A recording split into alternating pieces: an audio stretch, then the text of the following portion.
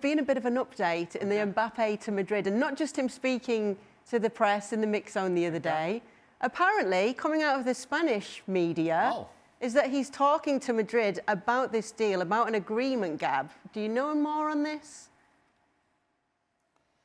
It's actually not coming from what I could tell. It's always hard to see where these stories originates from.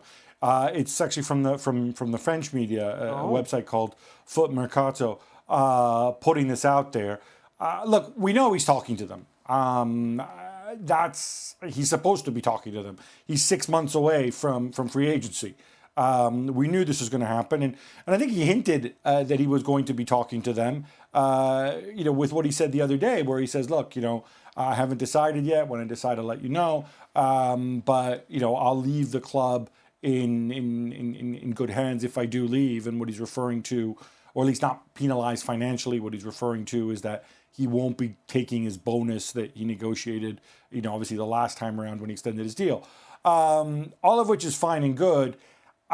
It's interesting because there's a lot of stuff coming out. There's a report in the Times in London by somebody who's very close to Luis Campos, who says actually Mbappe doesn't want to be railroaded to Real Madrid, and he's eyeing up the Premier League as well.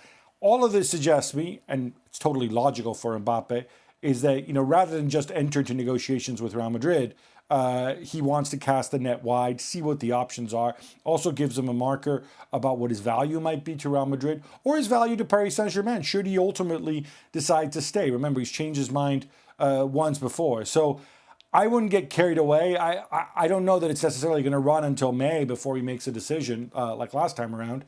But equally, I think it's viable that they may have agreements in principle before pen gets put to paper. I think it could take a little while.